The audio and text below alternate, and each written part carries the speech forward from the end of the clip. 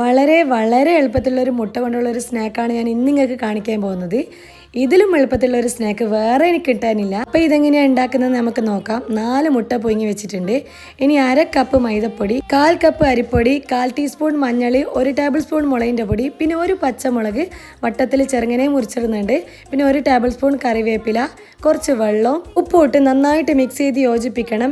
ഇനി നമ്മൾ പുഴുങ്ങിയ മുട്ട ചെറുങ്ങനെ ഇതുപോലെ മുറിച്ചിട്ട് ഇതിലേക്ക് ഇട്ട് കൊടുക്കണം. 4 മുട്ടയും ഞാനിങ്ങനെ മുറിച്ചിട്ട് കൊടുക്കുന്നുണ്ട്. ഇനി നന്നായിട്ട് മിക്സ് ചെയ്ത് ഈ ഒരു കട്ടിയിലാണ് നമുക്ക് കിട്ടേണ്ടത്, ലൂസായി പോകണ്ട.